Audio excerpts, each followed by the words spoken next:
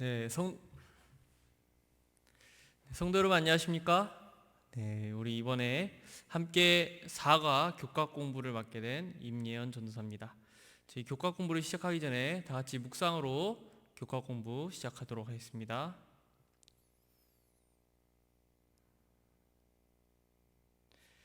네, 오늘의 주제는 우리 신학의 원천인 성경입니다. 이 원천이란 사물의 근원을 말하는데요. 우리가 성경을 해석함에 따라서 또 신학, 우리가 가지고 있는 신학적인 근원, 그 성경에 대해서 배워보는 시간을 갖도록 하겠습니다. 저희 먼저 함께 기억절 말씀을 보시겠습니다. 이사야 8장 20절입니다. 네, 마땅히 율법과 증거의 말씀을 따를지니 그들이 말하는 바가 이 말씀에 맞지 아니하면 그들이 정녕 아침빛을 보지 못하고. 네, 이 성경절에 보면은 무엇을 따른다고 나와 있습니까? 네, 바로 율법과 증거의 말씀을 따른다고 합니다. 네, 그들이 말하는 바가 하나님의 말씀에 맞지 아니하면 아침빛을 보지 못한다 그랬습니다. 즉 생명이 없다는 거죠. 그 사람이 말하는 바가 우리 성경과 일치해야지만 우리가 알 수가 있습니다. 네, 성경은 우리 신앙의 그리고 우리의 신학의 근원입니다. 그런데 우리가 성경을 해석할 때 성경 해석에 영향을 미치는 5가지 요소가 있습니다. 한번 살펴보도록 할 텐데요. 네, 첫 번째가 바로 전통, 그리고 경험, 문화, 이성, 네, 그리고 성경입니다. 그런데 이러한 것들이 우리가 성경을 해석하는데 영향을 미치는데 우리가 첫 번째 날부터 이 전통에서부터 이성까지 어떤 영향을 미치고 그럼 우리는 어떻게 성경을 해석해야 될지에 대해서 함께 연구해보는 시간을 갖도록 해보겠습니다. 네, 먼저 일요일 소지 함께 보도록 하겠습니다. 네, 일요일 소지는 바로 전통입니다. 여러분, 전통이란 무엇일까요? 네, 우리는 전통을 굉장히 중요시하게 생각을 합니다. 전통을 통해서 한 나라의 역사와 또 민족의 그 정신을 엿볼 수 있기 때문입니다. 우리가 성경 역사에도 보면은 수많은 전통이 있음을 알 수가 있습니다. 천지가 만들어지고 또 죄를 지은 이후로부터 수많은 의식들이 신앙의 전통으로 이어져 왔습니다. 손을 씻는 경건의 예식, 또 제사 제도, 각종 헌물과 봉사. 네, 이스라엘 백성들은 전통을 통해서 신앙에 대해서 배웠습니다. 이 전통은 그래서 굉장히 중요한 역할을 하는데요. 근데 이 전통은 우리가 이 전통을 통해서 이 신앙의 본질을 접하는 문이지 그 신앙의 본질이 아닙니다. 그런데 우리가 이 신앙을 하다 보면 마치 이 전통이 진리인 것 마냥 전통을 따를 때가 있습니다. 성경에도 교과책에도 그러한 사례를 보여주는데요. 마가복음 7장에 보면 이런 말씀이 있습니다. 네.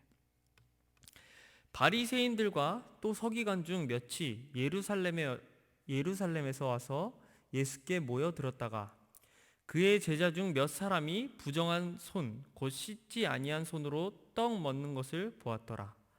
바리새인들과 모든 유대인들은 장로들의 전통을 지켜 손을 씻지 않고서는 음식을 먹지 아니하며 이에 바리새인들과 서기관들이 예수께 묻자오되 당신의 제자들은 장로들의 전통을 준행하지 아니하고 부정한 손으로 떡을 먹나이까. 당시 이스라엘 백성들은 항상 음식을 먹기 전에 거룩한 예물을 먹기 전에 손을 씻는 전통이 있었습니다.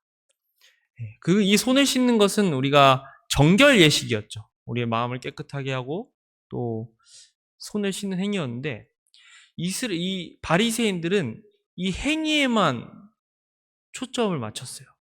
그리고 그것이 신앙이라고 생각을 했습니다. 그래서 외형적인 모습, 나타내는 모습을 철저히 지키는 것이 신앙이라고 생각을 했고 그런 신앙을 가장 잘 드러낼 수 있는 방법 중에 하나가 바로 이 전통을 중시하는 거였습니다. 그래서 그들은 전통을 굉장히 중요시 여겼고 전통을 지키지 않는 예수님의 제자들을 비난했던 것입니다. 그래서 예수님께 말하죠. 예수님, 당신의 제자들은 왜 우리들이 지키는 전통을 지키지 않습니까?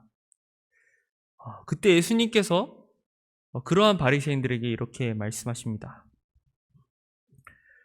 이르시되 이사야가 너희 외식하는 자에 대하여 잘 예언하였도다. 기록하였을 때 이 백성이 입술로는 나를 공경하되 마음은 내게서 멀도다. 사람의 계명으로 교훈을 삼아 가르치니 나를 헛되이 경배하는도다 하느니라. 너희가 하나님의 계명은 버리고 사람의 전통을 지키느니라. 신앙을 잘 한다고, 전통을 잘 지킨다고 생각하는 이스라엘 백성들에게 예수님께서 뭐라고 말씀하셨어요? 너희들이 하나님의 계명, 하나님의 뜻은 버리고 뭘 지킨다? 사람의 전통만 지키고 있다. 그들의 신앙을 꾸지르는 것이죠. 꾸짖는 것이었죠. 근데 이러한 행위는 이스라엘뿐만 아니라 오늘날 우리의 삶 속에서도 일어날 수 있지 않나 생각을 합니다. 그리고 우리가 정말 중요한 것은 우리가 하나님의 뜻을 순종하고 하나님의 말씀에 순종하는 건데 때때로 이런 전통에 너무 목매어 살 때가 있어요. 어떤 게 있을까요? 네. 한 교회에서 실제로 있었던 일입니다. 저희 재림교회에 있었던 일인데요. 시골 교회에서 일어난 일이라고 해요.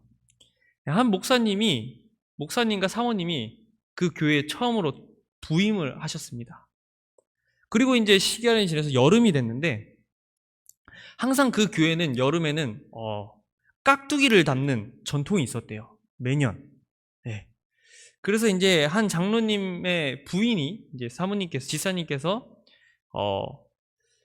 다 같이 모여서 이제 회의를 하는데 우리가 또 깍두기를 만들자 이렇게 회의하고 있는데 한 지사님께서 이런 의견을 내셨대요.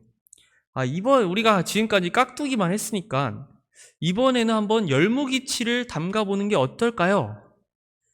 그러자 이제 장로님의 지사님이었던 그 지사님께서 갑자기 화를 내시면서 지금까지 우리 교회의 전통은 깍두기다.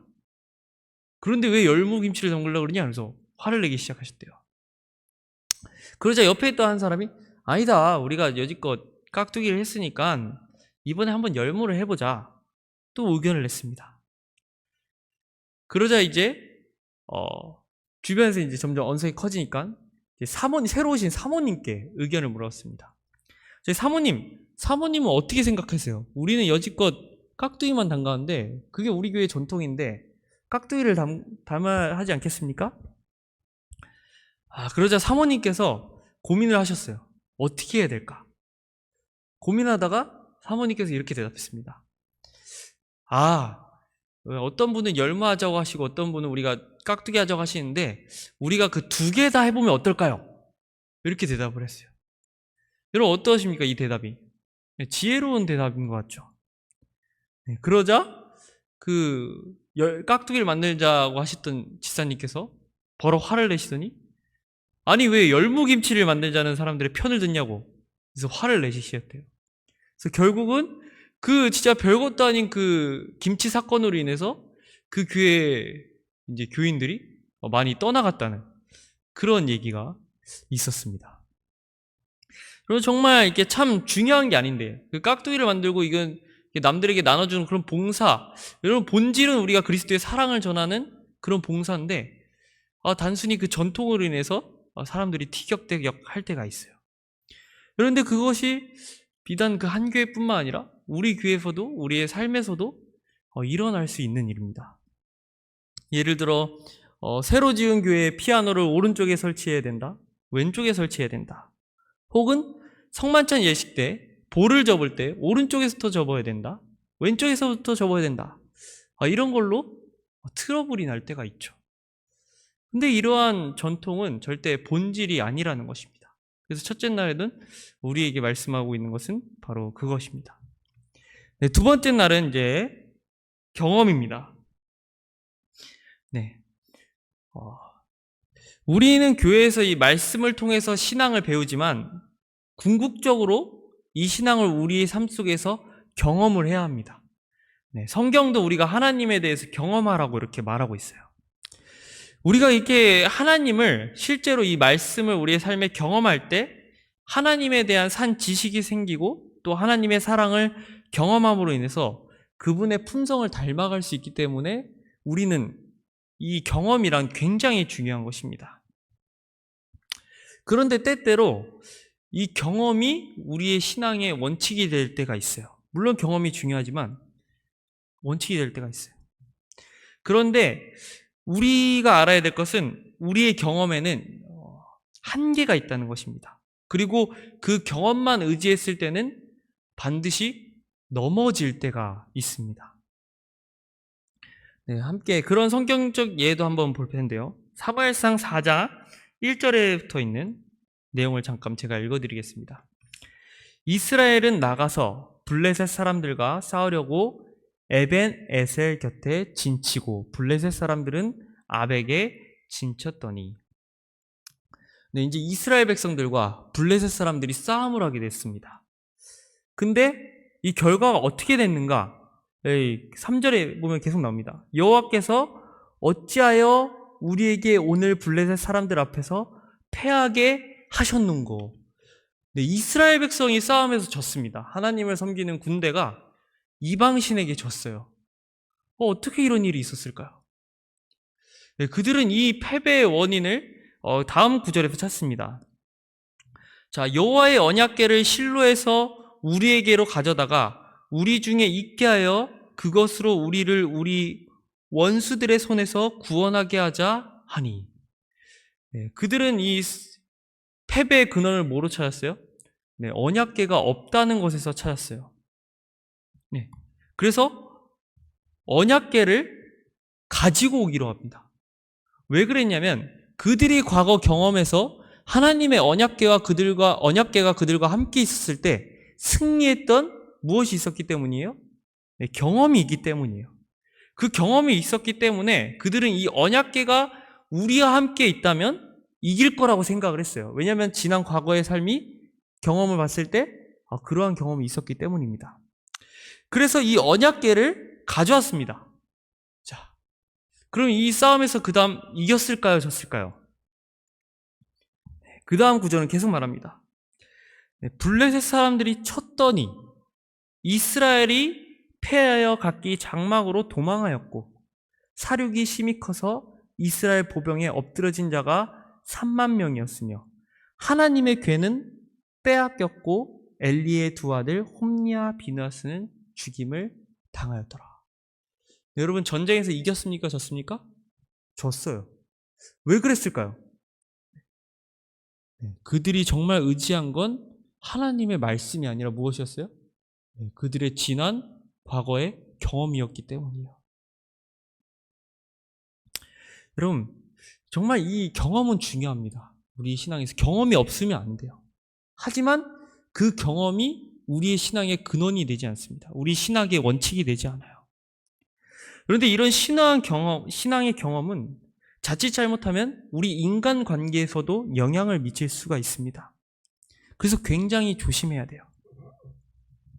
우리는 한 가지를, 이 경험의 한계를 인정해야 되는데, 왜냐하면 모든 사람의 경험이 다 다르기 때문에 내가 그 경험을 했다 해서 그 경험으로 다른 사람을 판단하거나 혹은 정죄해서는 안 되는 것입니다.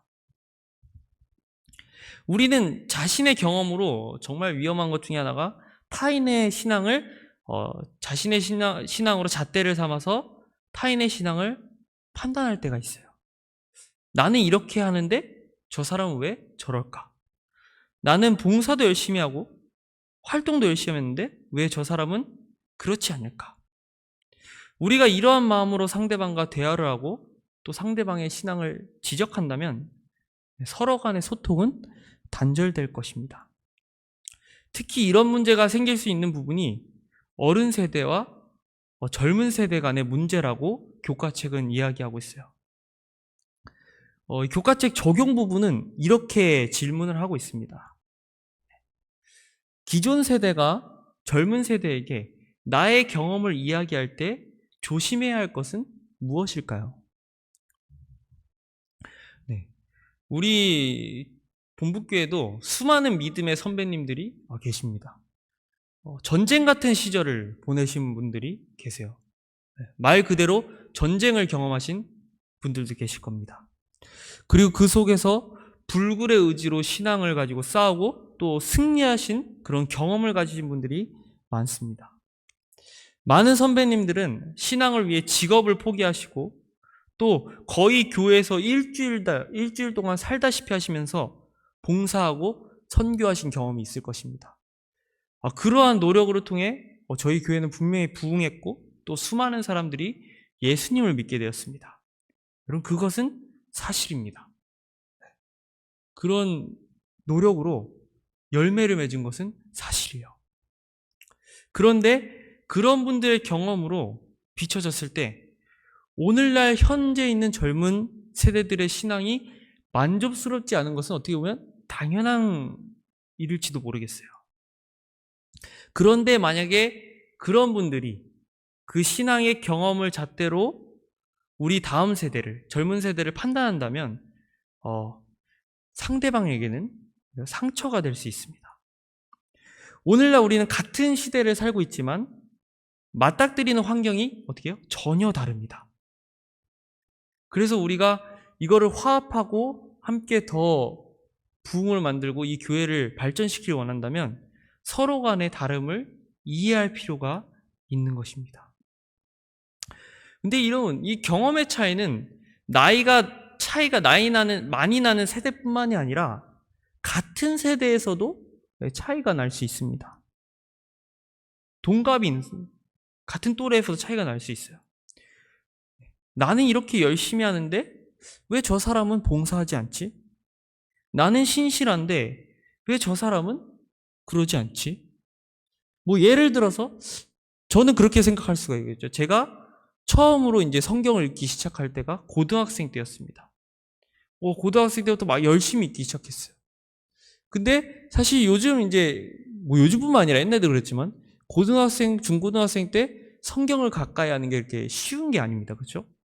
근데 저도 모르게 왜 학생들이 성경을 보지 않지? 나는 저 때 열심히 봤는데, 이런 생각을 하고 제가 그들에게 접근하면 어떻게 될까요?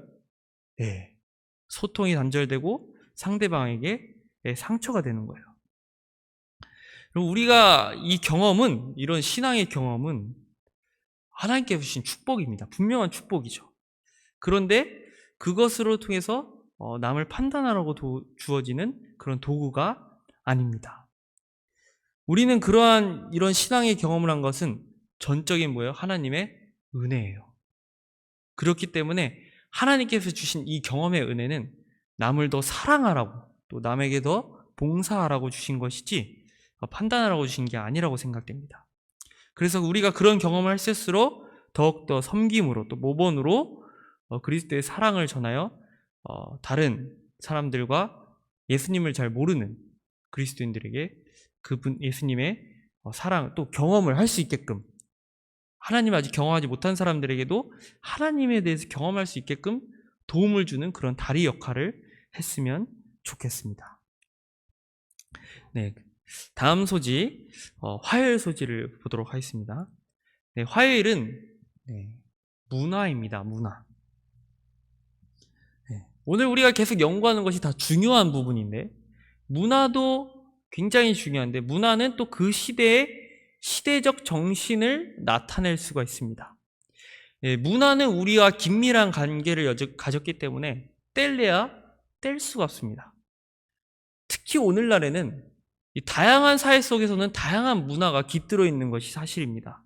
그리고 성경에도 보면 성경 당시에도 문화가 담겨 있다는 것을 우리가 알 수 있습니다. 우리가 그 문화를 알고 또 성경을 해석할 때 분명히 도움을 받게 되지요. 그런데 우리 인간이 만들어낸 모든 것에는 문화에도 마찬가지지만 한계가 있습니다. 그리고 이 문화가 성경의 기준과는 맞지 않은 것들이 굉장히 많아요. 예를 들어 야곱은 아내가 4명 있었습니다. 이것은 그 당시 일부 다처제의 문화였습니다. 하지만 하나님의 말씀의 원칙과는 상충된 문화였어요. 하나님께서는 남자와 여자가 한 명씩 부부관계에 대해서 한 사람만을 사랑하라고 주는 것이 하나님의 원칙입니다. 하지만 뭐예요? 그 당시 야곱은 그 생활 문화로 인해서 잘못된 결혼 관계를 갖게 되고, 또 그로 인해 그의 자녀들도 서로가 서로를 질투하고, 또 요셉을 애굽에 파는 그런 불상사까지 일어났죠. 그래서 우리가 알아야 될 것은 이 문화는 굉장히, 인간의 문화는 죄가 많이 깃들어 있다는 것입니다. 특히 오늘날 수많은 대중문화는 더 위험하다는 사실입니다. 음악, 영화, 또 독서, 이것뿐만 아니라 우리의 개인의 취미 생활에도 아주 깊숙이 배어 있습니다. 중요한 것은 그 문화가 우리의 사고를 만들어서 우리가 그 관점으로 성경을 해석하려고 그러면 안 된다는 것입니다.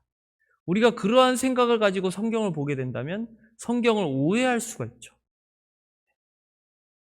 그렇기 때문에 우리는 성경을 통해서 우리의 문화를 해석하고, 또 잘못된 것을 알아가고 그것을 변화시키고 고정시키는 역할을 해야 되는 것이 바로 성경을 읽는 우리의 마음의 자세일 것입니다. 요한일서 2장 15절부터 17절은 이렇게 말합니다. 이 세상이나 세상에 있는 것들을 사랑하지 말라. 누구든지 세상을 사랑하면 아버지의 사랑이 그 안에 있지 아니하니, 이는 세상에 있는 모든 것이 육신의 정욕과 안목의 정욕과 이생의 자랑이니 다 아버지께로부터 온 것이 아니요 세상으로부터 온 것이라. 이 세상도 그 정욕도 지나가되 오직 하나님의 뜻을 행하는 자는 영원히 거하느니라. 우리가 이 세상에 있는 세속적인 문화, 세상의 것들을 사랑하지 말고 하나님 것을 사랑해야 됩니다.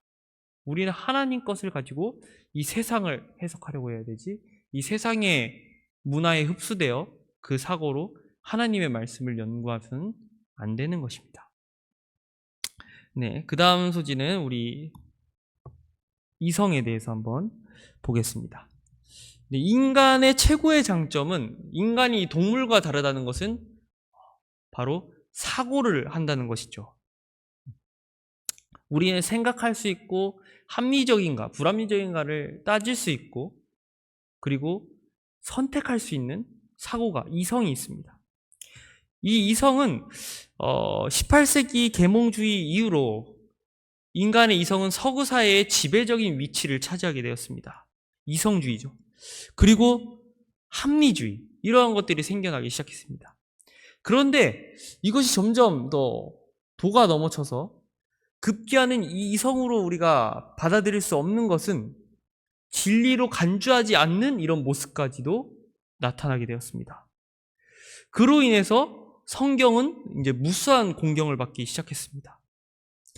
예수님의 성령의 탄생, 이것은 우리의 인간의 이성적으로 이해할 수 없는 부분이죠. 예수님의 부활, 6일간의 창조사역 등 이런 초자연적인 행위들이 진리로 간주되지 못하는 일이 일어났습니다. 예를 들어서 홍해가 갈라지는 사건도 이해할 수가 없는 거죠. 그렇기 때문에 이 성경을 정말 하나님의 말씀이 아닌 그냥 소설, 전설, 우화 이런 내용으로 받아들이게 되었습니다. 그리고 인간의 이성과 합리를 바탕으로 무수한 책들이 쓰여졌고, 오늘날도 인문학이라는 이름이 우리의 사고에 자리를 잡고 있습니다. 그런데 이 모든 것들의 바탕은 인본주의입니다. 인본주의는 신이 다스리고 통치하는 신본주의의 사상에 정면으로 부딪히고 반대하는 사고입니다. 즉, 인간이 중심이 되고 나를 중심으로 생각을 하게 되는 것이죠. 성경을 해석하는 원리도 인간의 이성이 중요하기 때문에, 중심이 되기 때문에 하나님이 쓰신 이 저자의 목적을 곡해하고 오해하기가 충분합니다. 그래서 성경은 이렇게 이야기하고 있습니다. 모든 이론을 무너뜨리며 하나님을 아는 것을 대적하여 높아진 것을 다 무너뜨리고 모든 생각을 사로잡아 그리스도에게 복종케 하니. 네. 성경은 인간의 이론을 다 무너뜨리라고 말합니다. 그리고 그 모든 것을 하나님 앞에 복종하라고 말합니다. 우리가 이해하지 못하는 것이 있을지라도 우리는 믿음으로 그것을 받아들일 필요가 있습니다. 가려뽑은 기별은 이렇게 말합니다. 진리는 인간의 이성이 미치지 못하며 인간이 설명할 수 없을지라도 받아들여야 한다. 계시는 전적으로 무한하신 하나님의 말씀으로 받아들이도록 우리들에게 진리를 증거한다. 비록 모든 드네가 우수한 탐구자들이 예수님께 가르치신 그대로 진리를 연구할지라도 그 가운데는 인간의 정신이 깨닫거나 추리할 수 없는 단순치 않는 문제들이 많이 있다. 네, 성경은 우리의 인간적 이성으로는 다 이해할 수 없는 부분들이 분명히 있습니다. 네, 그리고 설명할 수 없는 부분들도 있습니다. 그러나 우리는 그것을 믿음의 눈으로 바라보고 겸손히 하나님께 우리의 자아를 내려놓고 진리를 구해야 합니다.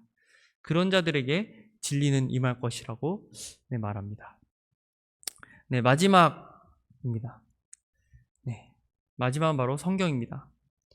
재림교회의 최종적인 권위는 바로 성경입니다. 성경은 성경으로 해석되어야 되죠. 우리가 배웠던 전통, 경험, 문화, 이성 이런 것들은 다 중요합니다. 이런 것들이 없어야 된다는 것이 아닙니다. 그러나 가장 이것보다 중요하고 우리의 핵심인 사상은 바로 하나님의 말씀이라는 것이죠. 어떤 사람은 이런 성경보다도 사람이 만들어낸 전통과 경험, 또 문화, 이성을 더 중요시하는 사람들도 많습니다. 그 중요한 건 이제 교회를 다니는 사람 중에도 그렇다는 것이죠. 하지만 우리는 이 성경은 성경을 통해서 해석되어야 되며 그로 인해서 우리의 삶은 이 성경과 조화되어야 되는 것입니다. 복음전도는 이렇게 말합니다. 성경은 성경으로 해석되고 한 구절은 다른 구절을 해결하는 열쇠가 된다는 것을 저들에게 보여주라. 이와 같이 함으로 성경 자체가 교육시키는 힘이 되고 생각을 그리스도께 사로잡히게 할 것이다. 네, 모든 성경은 하나님의 감동으로 된 것이고 또 그 짝이 있다고 성경은 말합니다. 그리고 성경을 통해서 해석될 수 있다고 말하지요. 네. 여러분, 종교 개혁을 일으킨 마틴 루터도 오직 성경이란 슬로건으로 사람들에게 다가갔고 성경으로 진리를 외치기 시작했습니다. 그로 인해서 종교 개혁은 일어났습니다. 네, 재림을 운동을 벌인 윌리엄 밀러도 다른 것으로 성경을 해석한 것이 아니라 성경으로 성경을 해석했습니다. 그로 인해서 재림운동이 일어났고 후대에 우리 재림교회가 탄생하게 되었습니다. 그리고 우리 재림교회의 기본 교리는 바로 이 성경을 토대로 만들어진 것이며 우리 초창기 재림교회만 해도 항상 장막붕에나 어딜 가든 하나님의 말씀으로 연구하고 말씀으로 모인 교회가 바로 우리 제7일 안식일 예수 재림교회였습니다. 그런데 오늘날 사단은 계속 우리들의 마음속에서 이 성경을 멀어지게 만들고 성경보다 다른 것들을 중요시하게 만들죠. 그것이 전통이 될 수도 있고 또 나의 경험이 될 수도 있고 또 문화가 될 수도 있고 합리적인 이성이 될 수도 있습니다. 하지만 그 모든 것들은 우리가 성경을 해석하기 위한, 성경을 더 높이기 위한 단순한 도구가 되어야 되지 그것이 성경의 위치를 차지하는 그런 대가를 치러서는 안 되는 것입니다. 그렇기 때문에 우리 마지막 남은 그리스도인들은 하나님의 계명을 지키며 그분의 말씀대로 또 성경으로 해석하고 성경으로 증거하는 그리스도인이 되었으면 좋겠습니다. 그래서 성경을 항상 매일 매순간 가슴팍에 끼고 다니시고 또 말씀을 더 가까이 하는 저희 본부교회 모든 성도님들 되시기 바라면서 교과 공부를 마치도록 하겠습니다. 제가 기도하고 마치겠습니다. 사랑과 은혜가 많으신 아버지 하나님, 이렇게 또 저희들에게 하나님의 말씀을, 거룩하신 말씀을 허락해 주셔서 감사합니다. 주님, 저희가 성경을 읽을 때 전통의 영향을 받기도 하고 또 이성과 문화와 경험의 영향을 받기도 합니다. 그러나 그 모든 것들이 하나님의 말씀을 높이는 단순한 도구가 되게 도와주시고 감히 그러한 것들로 하나님의 말씀을 차지하지 않을 수 있도록 저희들의 마음을 하나님의 말씀으로 동여 주시옵소서. 저희 남은 백성들이 더욱더 그분의 말씀으로 가까이 할 수 있게 도와주시고 더욱더 하나님의 말씀을 사랑할 수 있는 그리스도인이 될 수 있도록 도와주시기를 사랑과 은혜 많으신 예수님의 이름으로 간절히 기도드립니다. 아멘.